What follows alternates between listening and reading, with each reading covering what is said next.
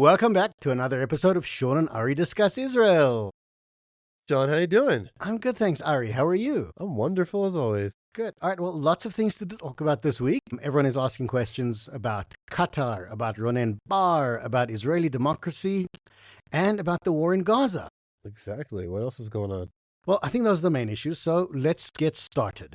Let's start with the war in Gaza, I think. That'll be, I think, the shortest piece that we're going to talk about. All right, so over the last week, in addition to Israel apparently doing a lot of bombing, we also, for the first time since the end of the ceasefire, Israel lost its first IDF soldier in Gaza, and another 3 IDF soldiers, 2 of them being women, were badly injured. How can you start with this incident if you're familiar with it? The incident was in an area of northeastern Gaza, in Beit Hanun, that the army has captured and abandoned 4, 5, 6, 20, 300, who knows how many times already at this point.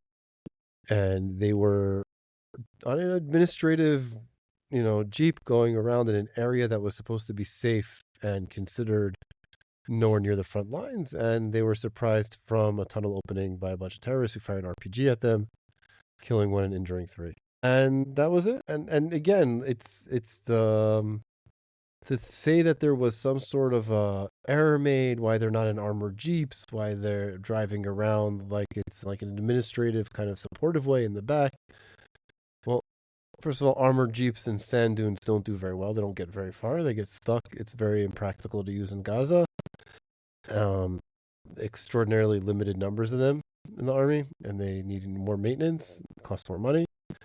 And again, it was dealing with Gaza as if it's, already conquered and captured and cleaned, when in reality, the army's gone in and left, and it's not really that, it's never really been finished. So you've already answered part of what my next question is going to be is, what is going on? Why are we almost back to the same thing where we're bombing from the air? We're talking about killing all these terrorists, but in reality, the terrorists are still there and they can pop out of tunnels in so-called clean areas and ambush and kill soldiers. And we just don't seem to be getting a handle of things, and it's becoming an almost endless cycle that is leading us to where? So rather than be doomy and gloomy, what is going on and what do we need to do? So I think that the bigger picture is that right now the army is basically treading water in Gaza. There's, in war, like in life, you're never standing still. You're either moving forward or going backwards. But in war, you can move forward very, very quickly and rapidly, like we did at the very, very beginning of the war in November of 2023. Or you can kind of do what the army's doing now, which is very, very limited, very precise, and very, very slow movement, which creates better and better circumstances for a much larger assault that is to come at some point in the future.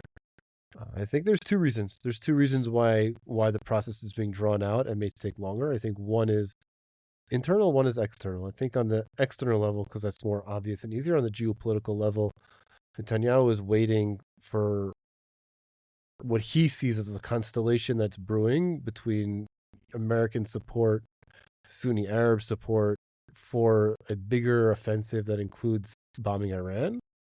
And he's biting his tongue to hold out till that constellation happens. Maybe not. I don't know.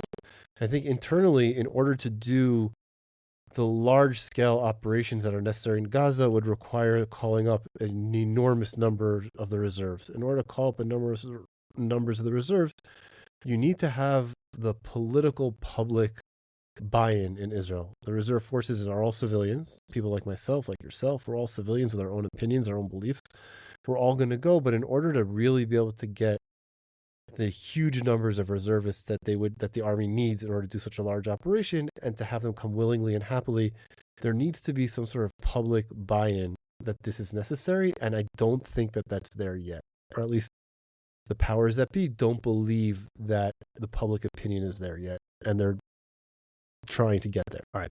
I hear what you're saying. My problem with all of this is the public opinion is unfortunately going the opposite direction, especially over the last couple of weeks, where we've seen a return of the anti-Netanyahu protests, the apparent letters, first by the pilots, then by other officers. Again, most of them turned out to be nothing serious, but there seems to be a sustained and ongoing campaign against a major Gaza operation. And I think the longer we delay, the more unlikely that seems to be. So I agree with you, is that delaying, whether for the internal reasons or the external reasons, I think is the completely wrong move. I think that at a certain point, someone needs to stand up and be the leader and say, this is what we have to do. The world wants to be on our side and support us. Great.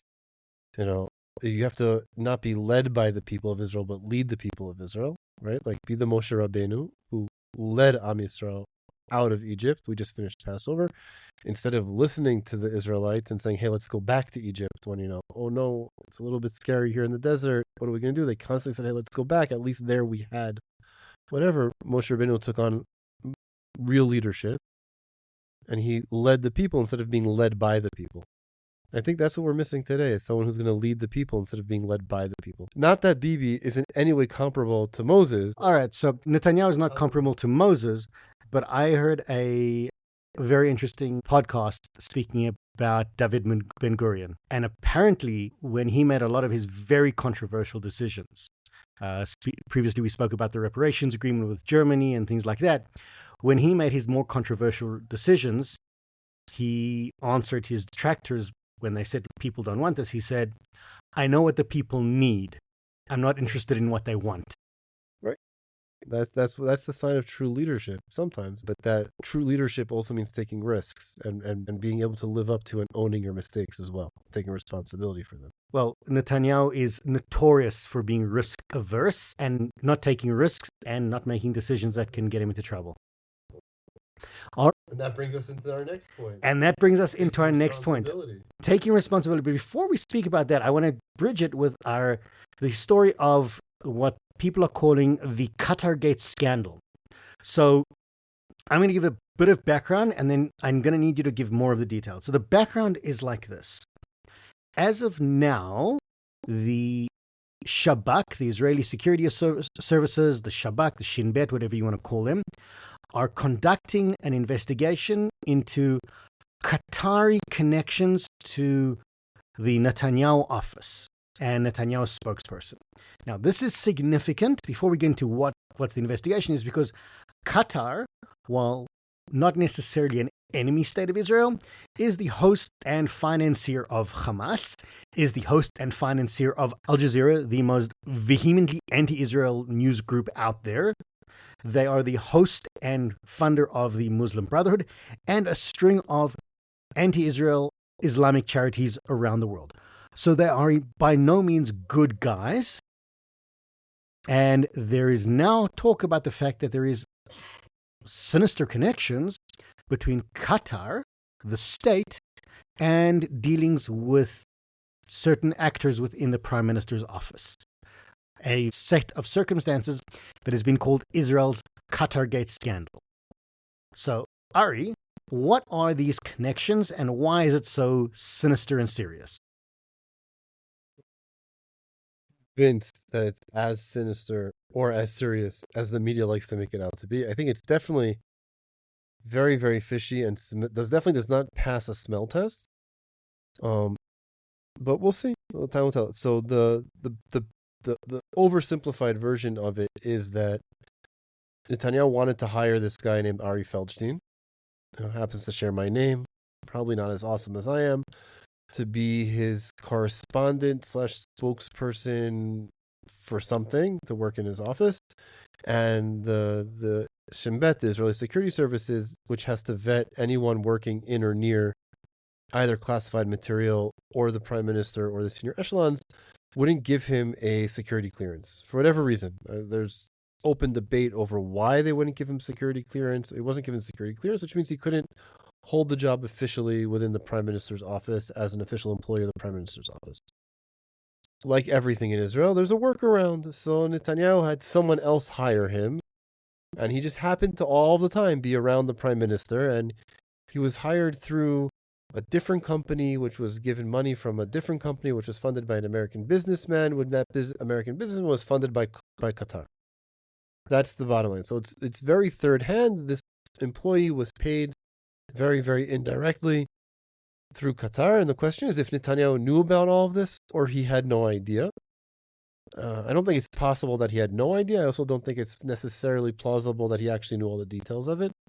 And then the question comes is that this Ari Feldstein, who was working there, what information did he really have access to? Was he really knowingly working for the Qatari government and therefore trying to influence the prime minister's decisions or opinions in their name? And was he providing information back up that link of people that were being paid for him? Do I think that the whole thing really matters in the end of the day? Probably not. It's definitely fishy. It doesn't smell good. It doesn't look good. It shouldn't happen to begin with. If someone doesn't have security clearance, they shouldn't be working in that position. There shouldn't be workarounds of how to hire him outwardly. All of that is wrong and bad. The question comes down, though, is the investigation that was made public at a very timely event when the person who's running that investigation was being fired, is the investigation now more of a ploy, a political ploy, than an actual investigation? And that's where things get shady. Exactly where I wanted to move it on. Okay, so we're going to park this idea now about the Netanyahu office QatarGate scandal to speak about the bigger issue. And the timeline of all of this, when the QatarGate scandal broke and everything else, is very significant. So we do need to speak about the issue that is all over the Israeli media, and a lot of Jewish media is covering it as well. That is the firing of the head of the Israeli Shabak, Ronen Bar. And everything that we're talking about revolves around this one individual. Now, the Israeli Shin Bet, or the Israeli Security Services, the Shabak, generally has three major tasks within the state of Israel. People often call them like the Mossad. They're not. They do have spying capabilities, massive budgets, access to incredible technology, very, very little legal oversight, and very, very little budgetary oversight. And unlike many of the other security organizations, the Shabak is answerable first and foremost, not to any committee, not to any individual minister, but the prime minister himself. And they have three jobs. Job number one is to prevent terror attacks in Israel. Job number two is to monitor, using all means at their disposal, internal threats within the state of Israel, within the West Bank, Yehuda and Sharon, and Gaza. And number three, they're responsible for protecting high-ranking government officials, including ministers and the prime minister. So those are your three jobs. As of now, Ronen Bar has failed in two, maybe even three of those positions. Okay? October 7th, in addition to being a massive military failure and an intelligence failure, it is an absolute categorical failure of the intelligence gathering and terror preventing capabilities of the Shabak, headed by Ronen Bar. Now, putting the politics aside, the fact that we are now 18 months after October 7th, and he is the only public official still in his position who has been fired but is being prevented because of legal ramifications, and he's refusing to leave. Putting everything else aside, when you spoke about something smelling, that doesn't smell right. So before we discuss it more, let's just quickly share what the other areas and how you think or why that he failed at his other two missions. Okay, so let's talk about October 7th. There are a variety of things that went wrong on the night of October 6th, including various different warnings that made it through to the Shabak. We understand that at certain points, Ronen Bar himself was woken up, and he made specific calls about either turning down Israel's alertness or ignoring them and thinking that the alerts that were coming his way were not serious enough. More significant is before Rosh Hashanah, 2 weeks before the October 7th attack, Ronen Bar was on national TV telling the Israeli public Hamas isn't interested in any type of major escalation. So his organization failed under his leadership on one role, which was the intelligence collecting for Judea and Samaria and Gaza, which is Gaza. So he failed on collecting the intelligence. He also failed in preventing a terrorist attack. I feel like while those are defined as two separate roles, I think they're pretty much one and the same. And then he failed at, the other role they have is protecting, high-ranking government officials, diplomats, different, like what Americans think of as the role of the Secret Service. The guys in suits standing around the government officials, making sure, they don't get injured or hurt or killed. So how did the organization fail on that regard? So it seems to have been almost forgotten about. But over a year ago, in October 2024, a Yemenis drone made it all the way past Israel's defenses, past the Air Force defenses, past the Iron Dome, and landed on the house of Benjamin Netanyahu in Caesarea. It wasn't a random drone. It was targeted on Netanyahu's house, and by sheer chance and absolute dumb luck, it hit Netanyahu's house in an area that didn't cause much damage, or at least we're told. So that means a drone, which we were never warned about, passed all of Israel's external and then internal securities, made it all the way around Shabak intelligence and Shabak supposed capabilities, struck Netanyahu's house, and then to make it even worse, pictures of the drone strike were then leaked on the internet. So not only did you screw up and you allowed a drone to hit Netanyahu's house, you were so incompetent that pictures of this drone strike were leaked to the internet. That's like the ABCs of don't do this if you are a security official. So he's a 3-time failure. So the organization, with him in charge of it, failed completely. And the responsible thing to do at that point would be to resign. I would say the honorable thing to do would have been for him to resign. The bare minimum would have been for him to be fired.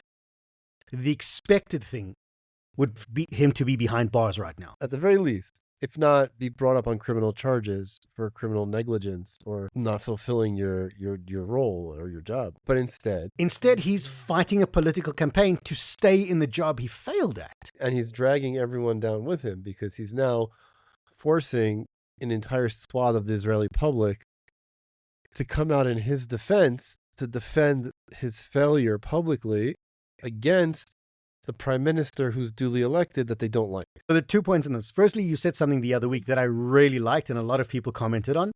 You mentioned the fact that in addition to all the capabilities of the Shabak, they're in essence Israel's secret police. They have very little oversight. They have a lot of legal leeway.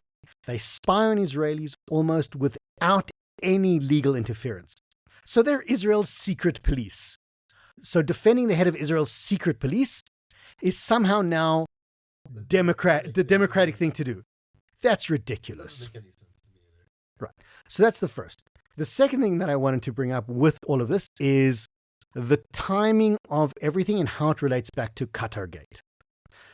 Because over the last year and a half, every branch of the Israeli security organization, whether it's the Mossad, the Israeli intelligence division, the Israeli Southern Command, the Israeli Northern Command, the Israeli General Staff, and every single one of the communities and bases along the Gaza border and along the north were required to do a major investigation and publicize their findings and recommendations.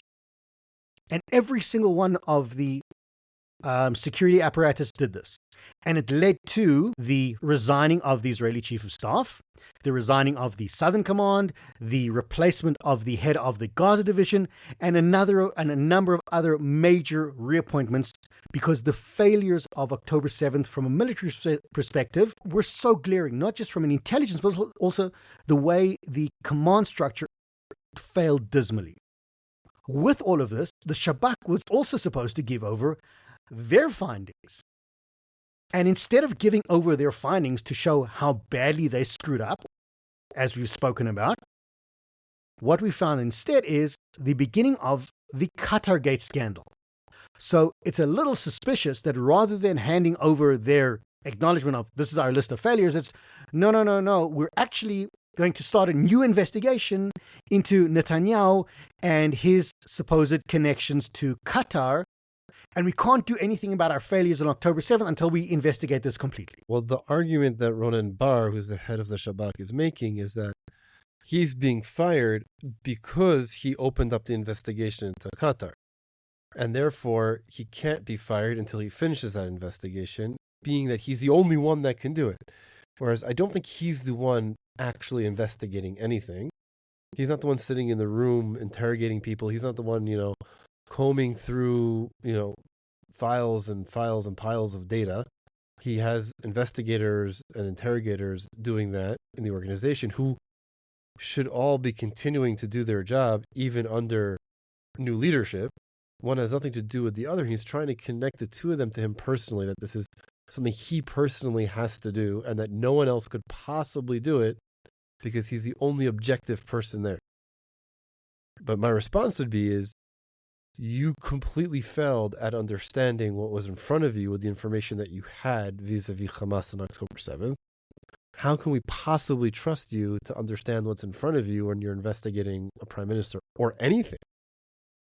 Like, how can we trust his judgment at all from that point forward? Now, I think he should have been fired on October 8th or 9th. Let things calm down, give him till the 12th. The fact that Netanyahu and the government waited a year and a half is also suspicious of why they waited so long. And there was good arguments to be made at the beginning of the war that, the war just started. We don't want to start changing things around. We want to first get things moving. Things have been stable for a very, very, very long time. This could have been done 6 months, a year ago even. And they waited and waited and waited and waited, which means the whole thing is political from the beginning anyways. Right. And there's another aspect to this. You spoke about the media war and the political war. Well, different Israeli media channels are actually joining different sides of this argument. Something bizarre that started 2 weeks ago was leaked tapes of Shabak agents boasting about how they can have right-wing Israelis arrested and put in solitary on zero evidence because they're the Shabak and they can do whatever they want. Which again, it just shows where the head of the organization's priorities are. If your priorities are, let me go after all of the right-wing activists in Yehuda v'Shamron, in Judea and Samaria, let me try and keep political quiet from the Israeli right because they're in fear of basically the gulag, which is what the Shabak has and puts people in. That's reality. They can literally disappear you indefinite amounts of time. If they're in fear of that, then they'll never actually speak out too loudly. If that's your priority, instead of your priority being understanding what Hamas is doing in Gaza and what they're preparing for and when they're going to attack, again, it just shows where someone's priorities are. And clearly his priority wasn't protecting the state of Israel. It was pushing a political agenda and using the organization under his command in order to further that political agenda instead of using the organization under his command to protect the state of Israel. Okay, I hear all that. Now, I'm looking at how can we fix the system? Public trust in Israel's security institutions is dismal at best. The public faith and trust in the IDF is there because many of the citizens, you and I included, feel a part of the IDF. Even though we're not generals, we are the backbone of the army.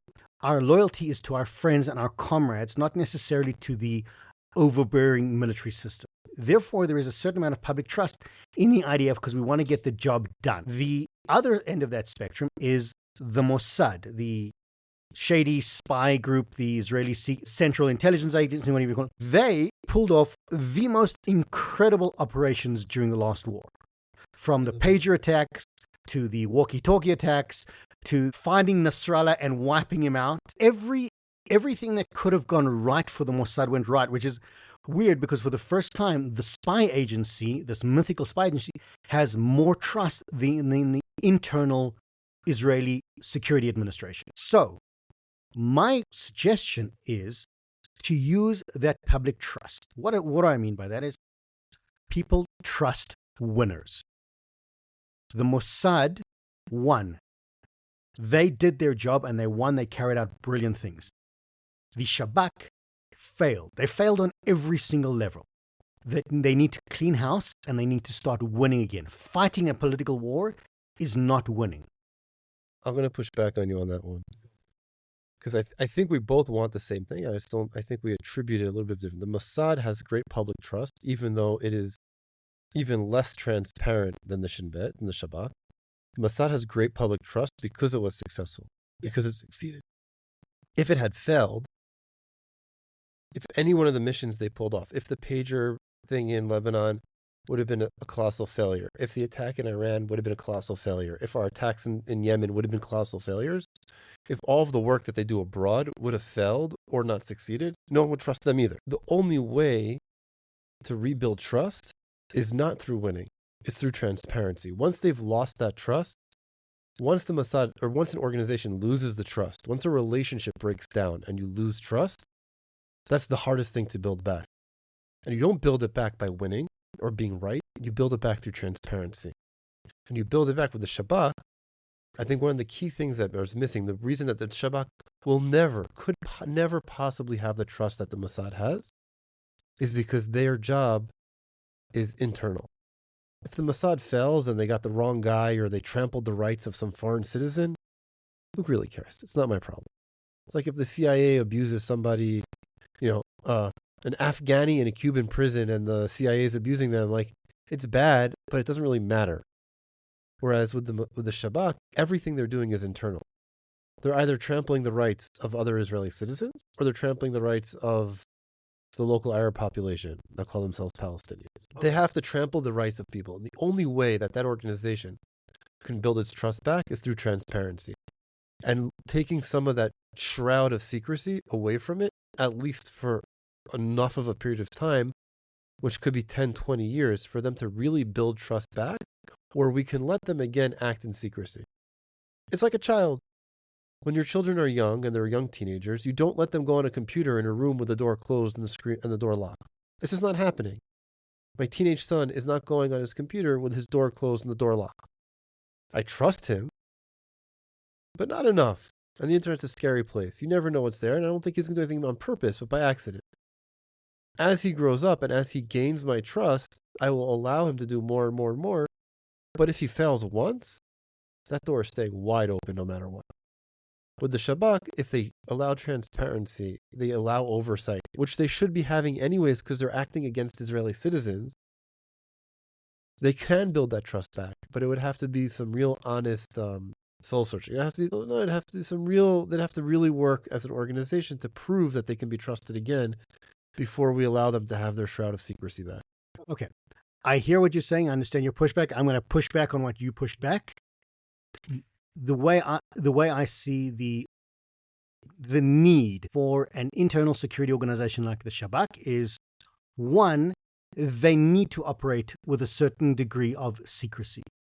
They need to operate also in the shadows with less oversight and less transparency, because sometimes, in order to protect the citizens of Israel against really, really bad people, the Shabak and people like them need to be able to do bad things to prevent really bad things happening to the Israeli citizens. And to do bad things to protect people, you do need to have a certain amount of leeway and less oversight.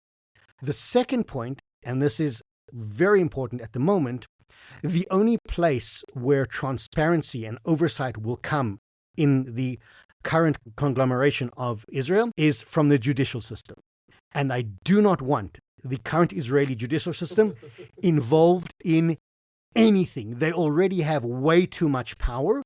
The last thing I want them to now get involved in is transparency or oversight of Israel's secret security administration. That's the last thing I'd ever want. So I agree with you on that. I think that transparency, when I say transparency, I mean public transparency. I mean elected officials, whether it be through the Defense and Intelligence Committee of the Knesset, whether it be through a small group of government ministers, some sort of elected body that has ultimate responsibility back to the citizens of Israel, not the unelected judges. Clearly, transparency is public. And I don't mean no transparency.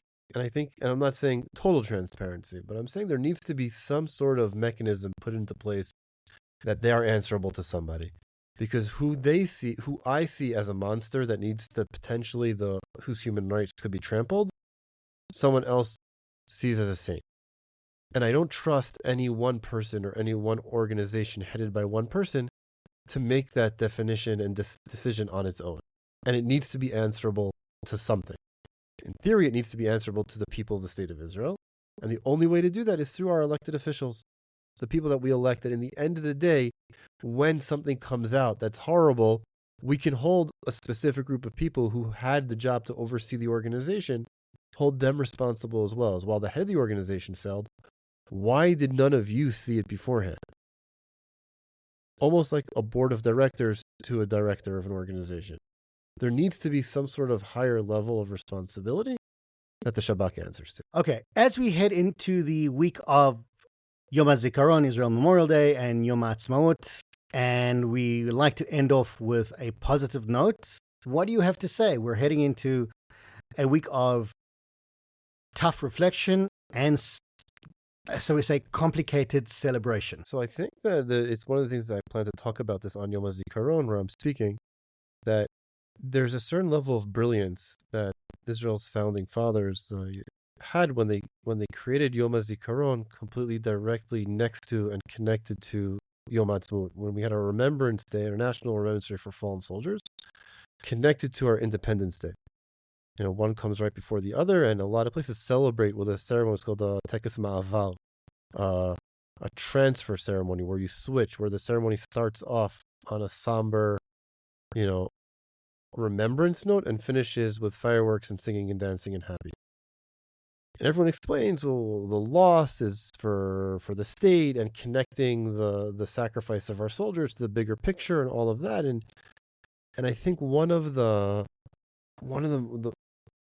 small details, the nuance that gets overlooked is that when a young person dies or is killed, someone dies at a young age, before their time, why is that loss? Why do we feel that loss so much greater than when, someone who's 95 or 100 or 120 dies of old age? And the part that makes it so much harder is a loss of potential. We see what this person could have done. We look at someone who's 18 who had their whole life ahead of them. They could have potentially been the ones to discover the cure for cancer.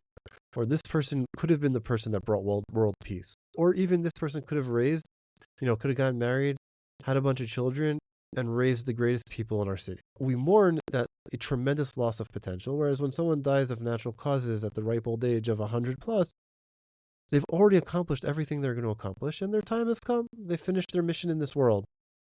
And I think that by connecting Yom HaZikaron, at least the way we celebrate Yom HaZikaron, we celebrate our mourning here in Israel, is usually that people do things in memory of the fallen soldiers. They will, stop for, make a day on guys that fell by me. We want to stop for a day and have quality time with our children, because one of the guys that fell he was all known about being like this hands-on, super involved father who would learn with his children, who would learn Torah with his children. So we said maybe in his memory, we're all going to, set aside 15 minutes and learn something with our children that day. But we celebrate the loss and we celebrate the sacrifice by embodying the potential that all of these men had. And we connect it directly to our Independence Day because that is the fulfillment of the potential. They died protecting the state that they were living to build. And here we are embodying that potential for them and carrying it on, and not just them doing their potential, but it's now spread out against the whole nation, expanding on what could have been. Yeah. No, I don't have much to add on that. I think we're going to end it with that. As always, we appreciate each other's insight, even if we don't agree on everything. And if you like this podcast, please subscribe, share, and let us know if there's any other topics you want us to speak about. Great episode, Shaun. See you next time. And you. See you next time.